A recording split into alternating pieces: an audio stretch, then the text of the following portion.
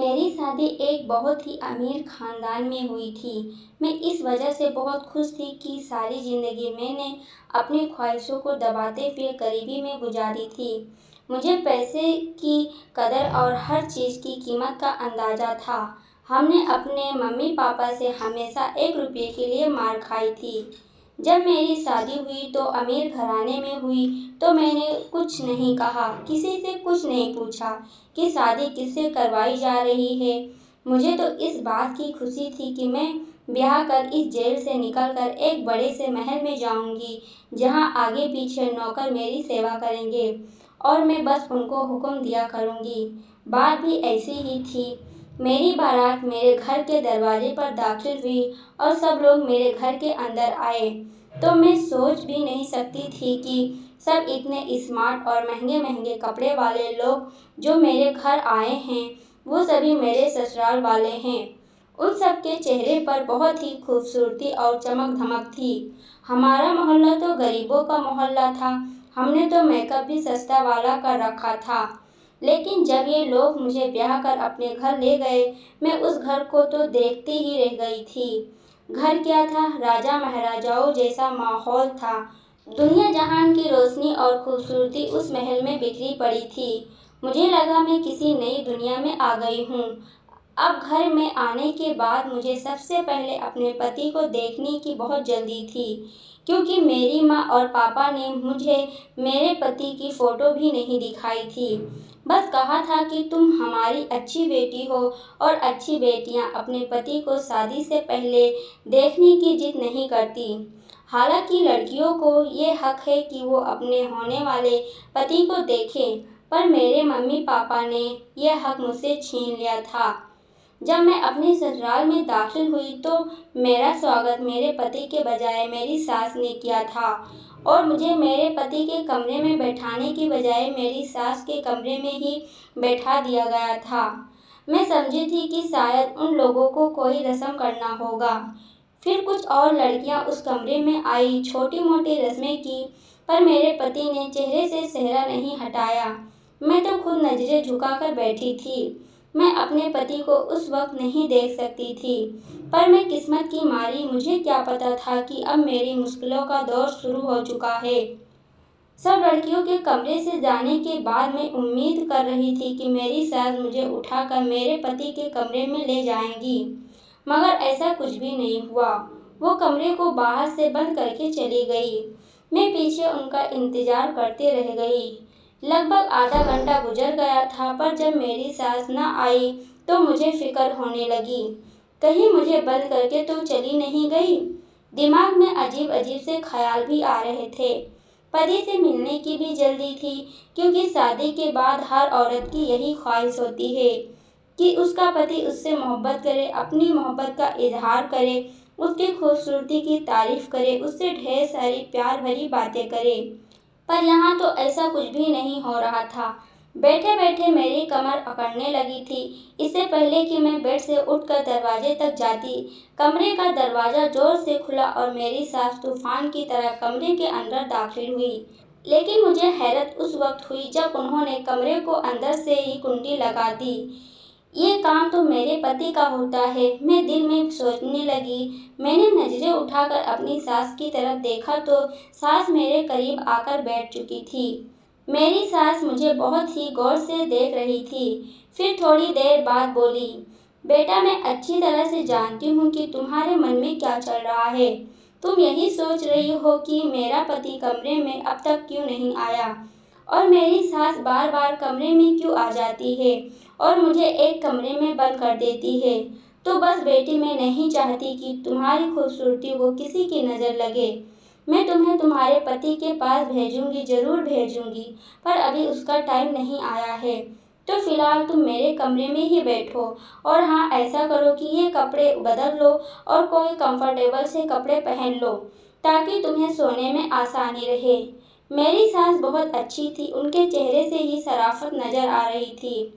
पूजा पाठ में भी बहुत ज़्यादा विश्वास रखने वाली थी। मुझे भी खुशी हुई कि चलो, अच्छी बात है कि मेरी सास बहुत ज़्यादा मॉडर्न नहीं है, क्योंकि मैं तो खुद सीधी-सादी और गरीब घर की लड़की थी। किसी मॉडर्न घराने में आती तो मेरी ज़िंदगी मुश्किल हो जाती। वैसे भी मुझे अभी तक फैशन मेकअप करना तक नहीं आता था। मैं खामोशी से बैठी रह गई, फिर मैंने कपड़े बदल लिए और फिर थोड़ी देर भगवान के सामने खड़ी होकर अपने मन की तसल्ली की, भगवान की पूजा की।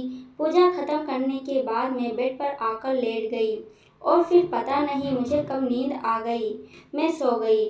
जब मेरी आँख खुली तो मैं अपने सास के कमरे में ही थी। मुझे बुरा नहीं लगा था कि मैं सास के कमरे में ही क्यों सो गई थी, क्योंकि मेरी सास मेरा इतना ख्याल रख रही थी, इसीलिए फिर मैं बुरा क्यों मानती। मेरी सास कमरे में आकर मुझे हरे रंग का एक जोड़ा पहना दिया।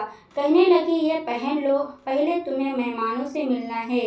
अब दिन का वक्त हो गया है, तुम अपने पति को बाद में देख लेना, फिलहाल इस वक्त मेहमानों से मिलना है।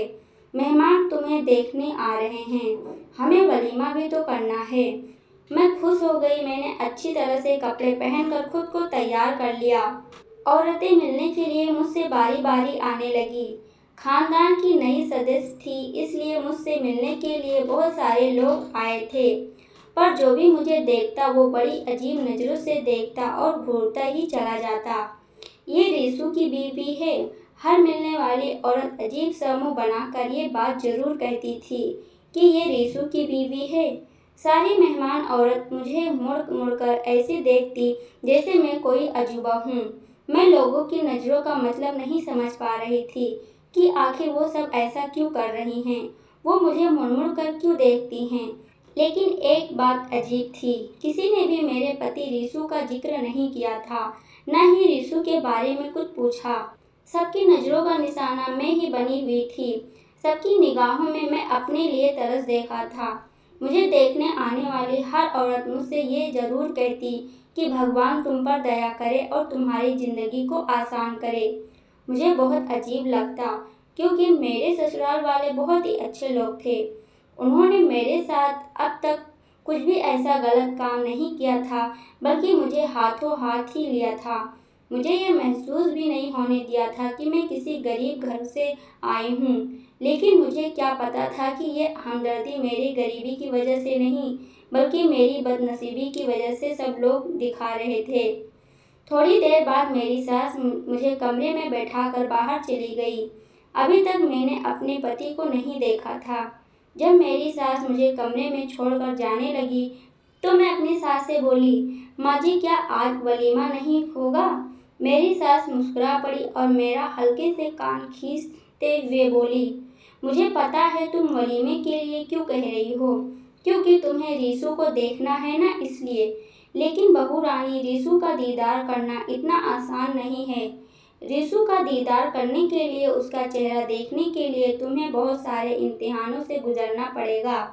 बहुत सारे इम्तिहान तुम्हें पास करने पड़ेंगे, तब कहीं जाकर तुम अपने पति यानी कि रीसू को देख सकोगी। कैसे इम्तिहान? मैं एकदम घबरा गई और पूछ बैठी। तो मेरी सास बोली, पहले तुम्हें खुद को रीसू के काबिल बनाना होगा। अगर मैं रीसू के काबिल नहीं थी तो उन्होंने मुझसे शादी क्यों की। मेरी जुबान पर शिकायत आ ही गई। अब जाहिर है इतनी देर से आँख मिचौली चल रही थी। मेरा हक तो बनता था कि मैं अपने पति के बारे में अपनी सास से सवाल कर सकूं। मेरी सास मेरी बात सुनकर कानों को हाथ लगाकर कहने लगी, अरे भाई, पति से मिलने के लिए इतनी जल्दी? हमारे ज़माने में तो लड़कियां इतना शर्माती थी कि जब कोई रिश्ता लेने के लिए उनके घर में आता था तो वह सामने ही नहीं आती थी और फिर पति से हफ्ता हफ्ता नज़र नहीं मिला पाती थी। पर आजकल की वो लड़कियां, उन्हें तो पति से बातें करने का बड़ा शौक होता है। मेरी सास की सोच बहुत ही पुराने ज़माने की थी। मैंने खामोश रहना ही अच्छा समझा। चलो, आखिर अपने बेटे को कितने दिन तक मुझसे दूर रखेंगी। वो भी मुझसे मिलने के लिए बेचैन नहीं होंगी, क्योंकि जब मर्द शादी करता है तो बीवी से मिलने का दिल उसका भी करता है। मैं अकेले तो नहीं तड़प रही थी इस आग में। मैं यही सोचकर खामोश हो गई। लेकिन मेरे पति की तरफ से किसी भी तरह की कोई जल्दबाजी दिखाई नहीं दे रही थी। कहीं से कोई भी असर नजर नहीं आ रहे थे। क्यों नहीं मुझसे मिलने की जल्दी है। इस तरह से पूरा दिन गुजर गया। यहाँ तक कि दोबारा रात हो गई। अब तो मेरा पारा गर्म होने लगा। मैंने अपनी सास से कहा कि आज भी मैं क्या आपके कमरे में ही सोऊंगी। मेरी सास फिर वही पुराने जमाने की बात लेकर बैठ गई थी। अरे अजीब बेशरम लड़की हो, तुम्हें बहुत जल्दी है अपने पति के कमरे में जाने की, वो भी शादी के दूसरे ही दिन। मेरी बातों को मेरी सास ने बहुत ही अजीबोगरीब बना दिया था कि मेरा दिल ही उठ गया। अच्छा चलो एक काम करते हैं, मेरी सास ने मुझे अपने पास बुलाते हुए कहा। क्या काम? मैंने सवालिया नज़रों से उनकी तरफ देखा। बेटा, जब तुम्हारा पति तुमसे मिलने के लिए आए तो तुम दोनों के बीच में एक पर्दा होना चाहिए, कम से कम 7 दिन तक। तुम्हें सुबह सवेरे उठकर आरती करनी होगी और सोने से पहले भी भगवान जी की पूजा करनी होगी। हमारे जो पंडित जी हैं उन्होंने यही कहा है कि 7 दिन तक तुम्हें ये विधि करनी होगी और इससे पहले तुम अपने पति का चेहरा नहीं देख सकती। मेरा बेटा रीशु भी पूजा पाठ से दूर भागता है, इसलिए उसे भी 7 दिन तक ये विधि पूरे विधान से करनी होगी, तभी वो भी तुम्हारा चेहरा देख सकेगा। मेरे बेटे को सुधारने का एक ही तरीका है, क्योंकि वो पूजा पाठ में विश्वास नहीं रखता। तो 7 दिन तक इस विधि को तुम्हें और मेरे बेटे रीशु को दोनों को इस विधि को पूरा करना होगा। इस तरह से मेरा बेटा सुधर जाएगा और पूजा पाठ में और भगवान में विश्वास करने लगेगा। फिर उसके बाद तुम दोनों एक दूसरे की शक्ल देख लेना। मैं अपनी सास की बात सुनकर चुप हो गई थी, लेकिन मुझे दिल में खुशी हुई कि सास का रवैया मेरे साथ अच्छा था। वो बस ये चाहती थी कि हमारे रिश्ते में भगवान जी की कृपा बनी रहे, एक दूसरे में लड़ाई झगड़ा ना हो, इसलिए मुझे पहले पूजा पाठ का पाबंद बनाना चाहती थी। मुझे अपनी सास की इस सोच पर खुशी हुई थी।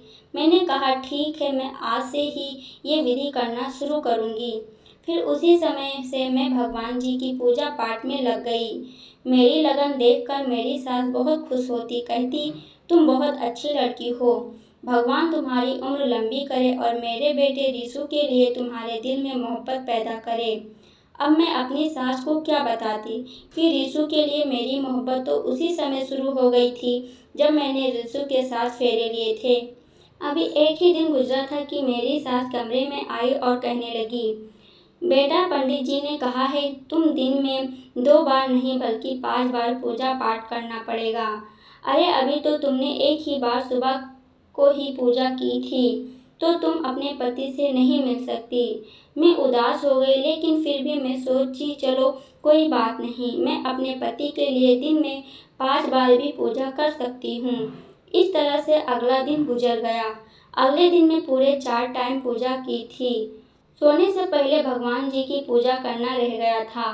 मैं बहुत खुश थी कि चलो कम से कम मैं अपने पति से मिल सकूंगी, क्योंकि मेरी सास ने कहा था कि 7 दिन से पहले पति का चेहरा नहीं देखना, लेकिन अगर तुम पूरी लगन से पूजा करती हो तो सिर्फ पति को देखे बिना उससे मिल सकती हो। मैं सोची थी चलो कोई बात नहीं, पति की आवाज़ तो सुन सकती हूँ। अगर पति का चेहरा नहीं देख सकती तो मैं उसे कम से कम बातें तो कर सकती हूँ।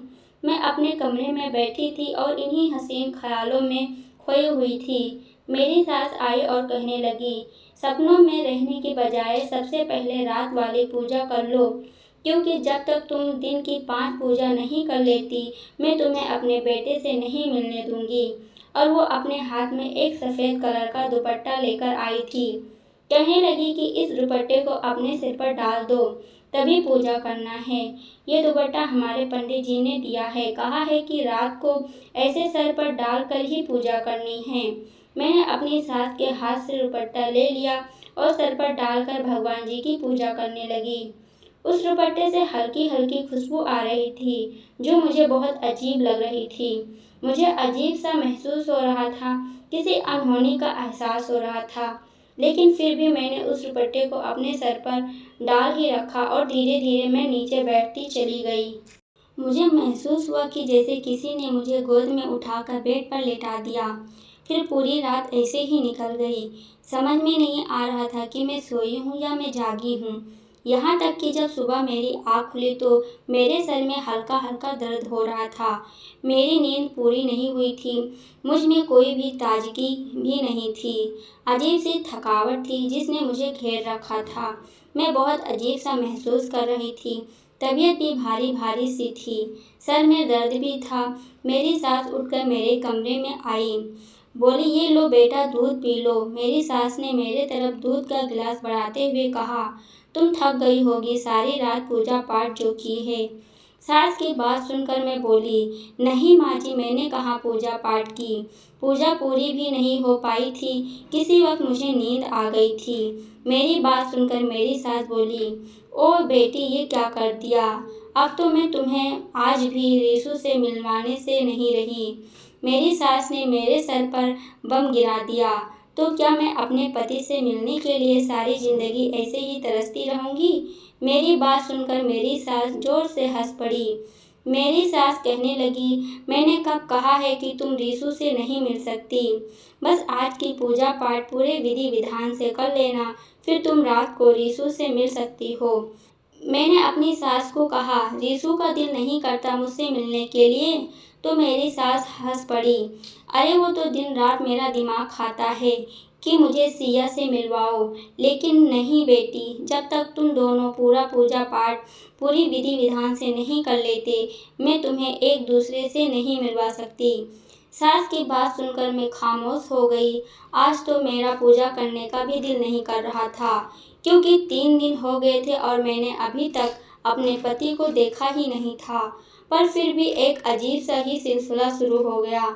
मैं दिन में 4 बार पूजा करती, लेकिन रात की पूजा के पहले मेरी सास मेरे कमरे में आती और कहती कि बेटी, आज मैं तुम्हारे लिए फला चीज़ खाने को लाई हूँ, ये तुम खा लो। मैं वो चीज़ खा लेती थी और उसे खाते ही मुझे नींद आ जाती।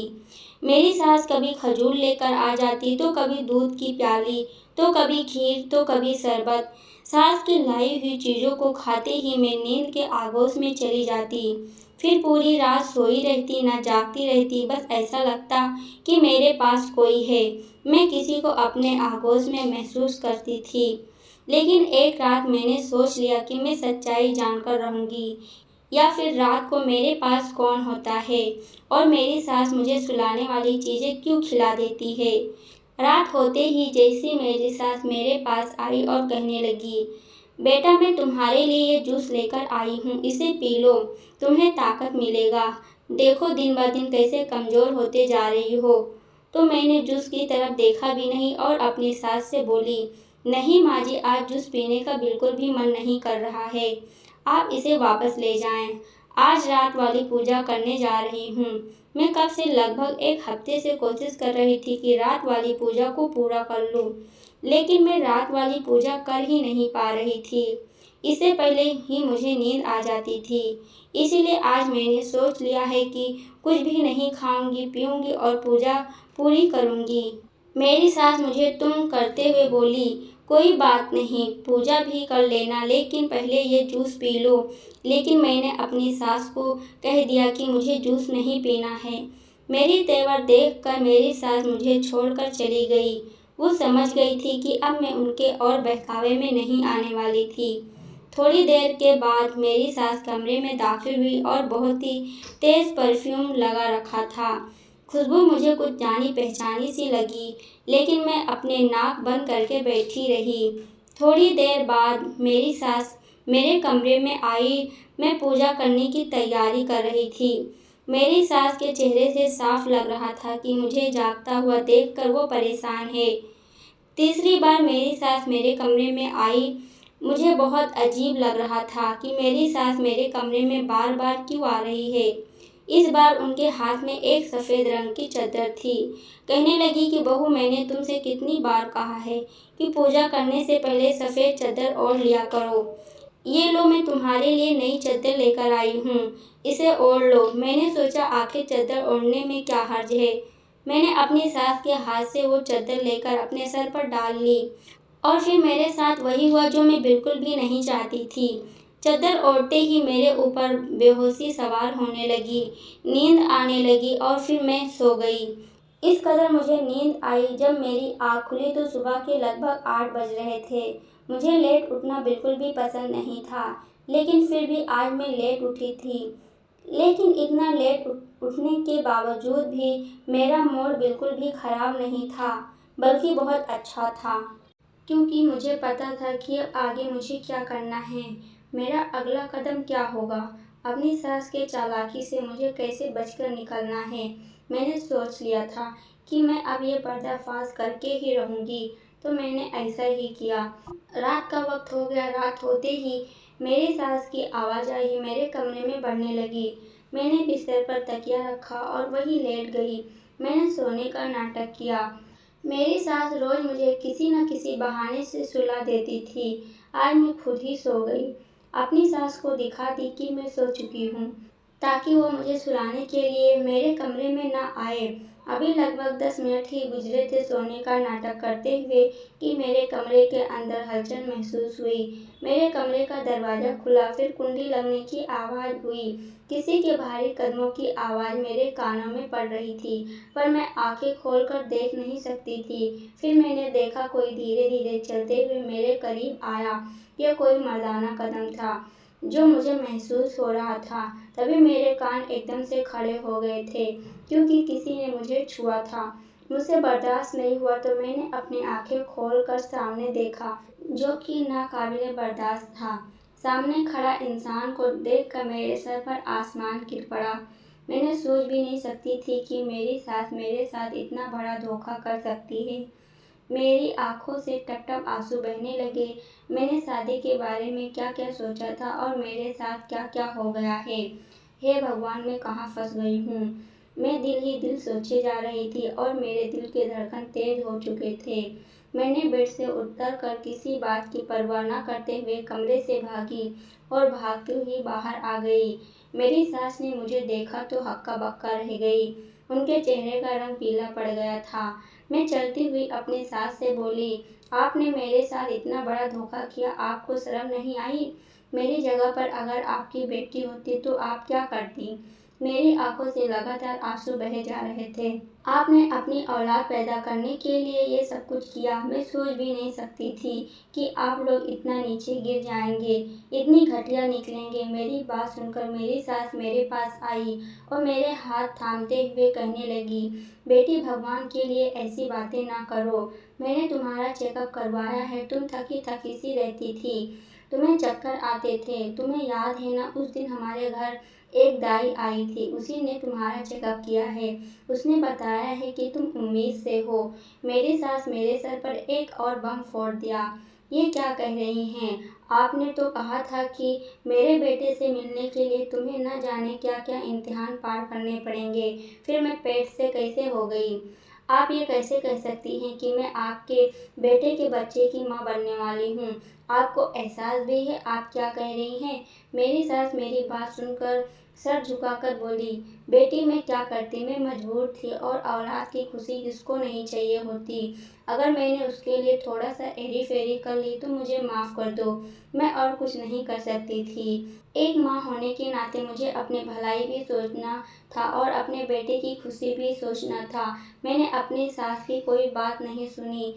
सास मेरी विनती करती रही, अब तो तुम्हारे कोख में हमारा पोता है, हमारा औलाद, हमारा वारिस, तो तुम्हें इस तरह से घर से नहीं जाना चाहिए। लेकिन मैं सास की कोई बात सुनना नहीं चाहती थी। इतने बड़े धोखे के बाद मैं इस घर में रहती, ये मुझसे बिल्कुल भी गवारा नहीं था। मैंने अपने आप को कमरे में बंद कर लिया और अपना सामान पैक करने लगी और फिर सीधा अपने माँ बाप के घर आ गई।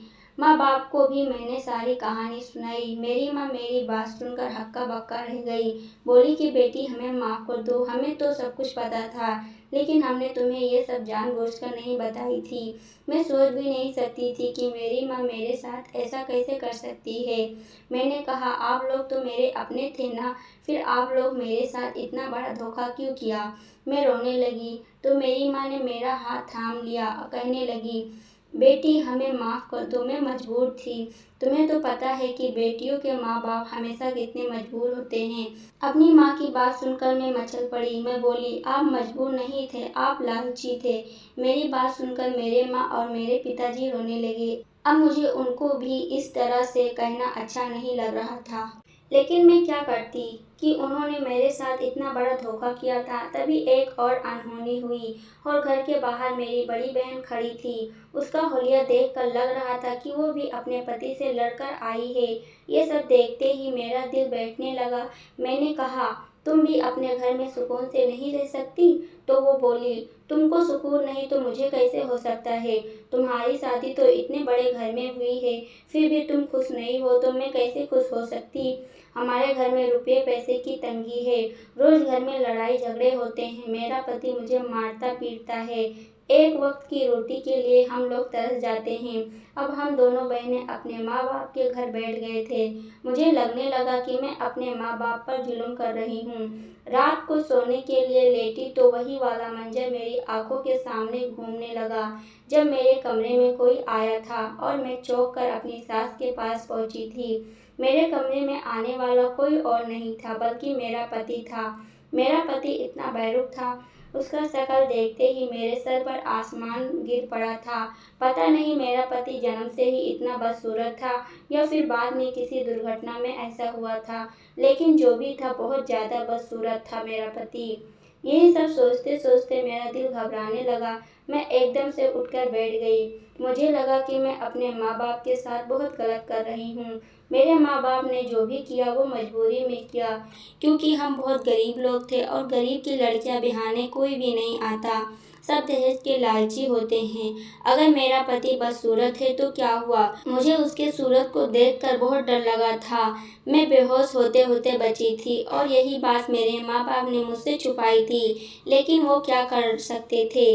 मेरे माँ बाप की भी मजबूरी थी और मेरे सास की भी मजबूरी थी। वो भी अपने बेटे की खुशी चाहती थी, अपने खानदान का वारिस चाहती थी।